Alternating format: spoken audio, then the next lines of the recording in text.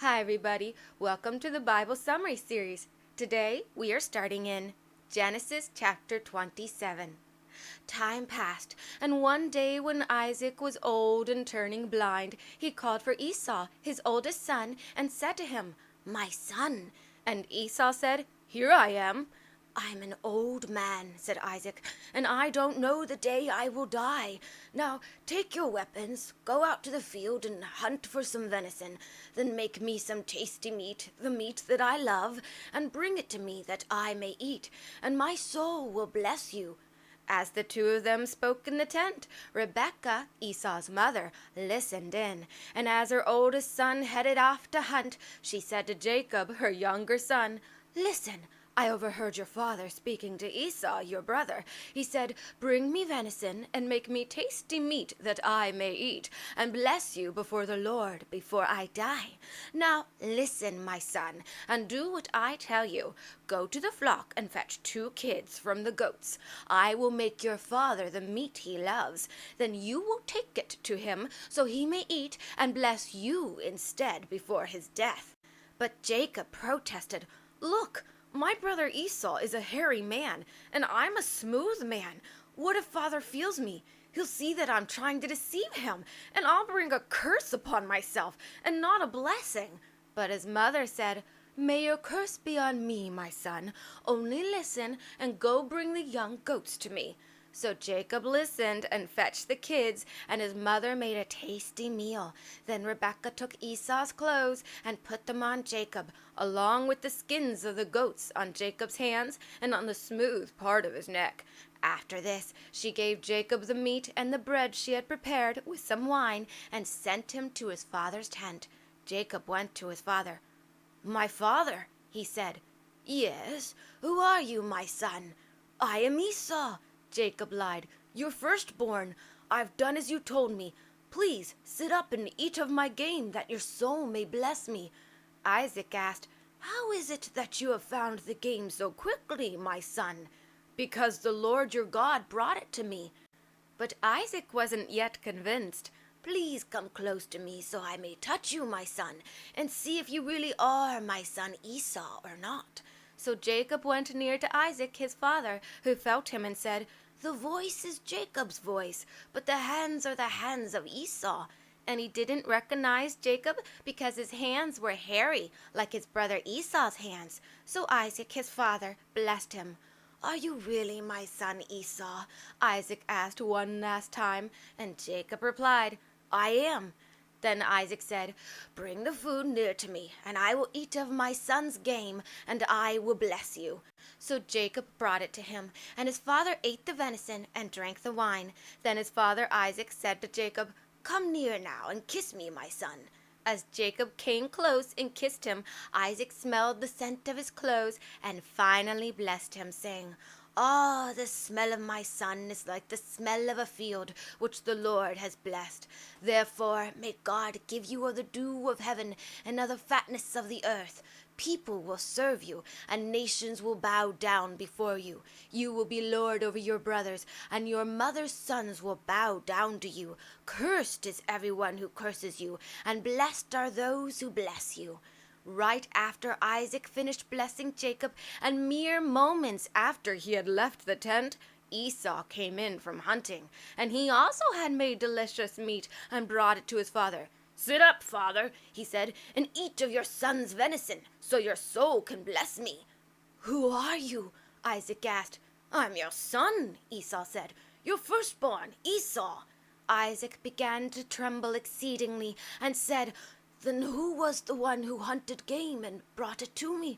I ate it before you came, and I blessed him. Yes, and he will remain blessed." When Esau heard his father's words, he cried with a great and exceeding bitter cry, and said to his father, "Oh, bless me, father, even me as well." But Isaac said, "Your brother came deceitfully, and he has taken away your blessing." "Is he not rightly named Jacob?" Esau growled, "for he has supplanted me twice. He took away my birthright, and now he has taken away my blessing." Then Esau asked, "Haven't you saved even one blessing for me, my father?" "No," Isaac answered. I have made Jacob your lord and master, and all his brothers I have given to him as servants, and I have blessed him with grain and new wine. What can I do now for you, my son?" But Esau begged him, "Haven't you even one blessing left, father?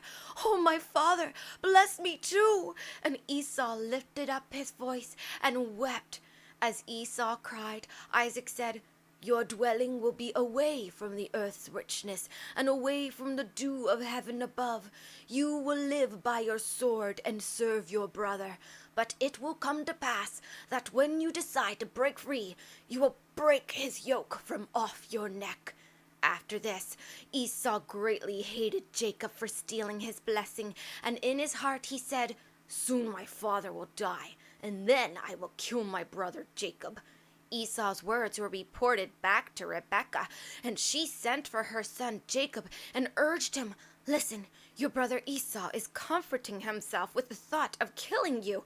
Now, my son, obey me, and flee to Laban your brother in Haran. Stay with him for a while, until your brother's fury has subsided and his anger against you is forgotten.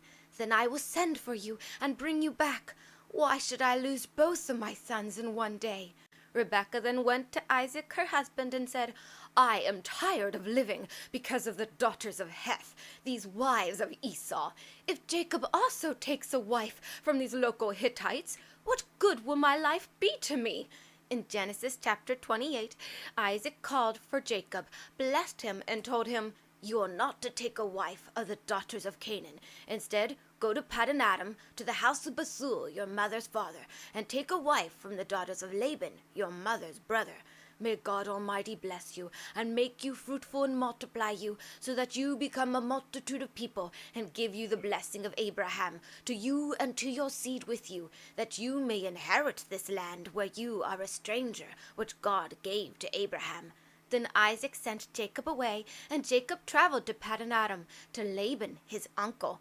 When Esau saw that Isaac had blessed Jacob and sent him away with the instructions not to take a wife from the daughters of Canaan, he realized how much his 2 Hittite wives did not please his father. So Esau went to Ishmael, his uncle, and married Mahalath, the sister of Nebaioth, and daughter of Ishmael, Abraham's son. Jacob left Beersheba and traveled towards Haran. On his journey, he stopped in a place for the night after the sun had set and stayed there. Grabbing one of the stones, he used it as his pillow and lay down to sleep. But as he slept, Jacob dreamt of a ladder placed on the earth, with its top reaching up to heaven, and the angels of God descending and ascending upon it. The Lord stood at the top of the ladder and said, "I am the Lord, the God of Abraham and the God of Isaac. The land on which you lie I will give to you and your descendants. Your offspring will be like the dust of the earth, spreading west, north, east, and south. All the families of the earth will be blessed through you and your offspring. Behold, I am with you, and will keep you wherever you go, and I will bring you back to this land. I will not leave you until I have done what I have spoken to you." When Jacob woke up from his dream, he was afraid and said, "Surely the Lord is in this place, and I didn't know it. How dreadful is this place! This is none other than the house of God, and this is the gate of heaven." Early in the morning, Jacob took the stone he had used as a pillow, set it up as a pillar, and poured oil on top of it. He named that place Bethel, though the city was previously called Luz.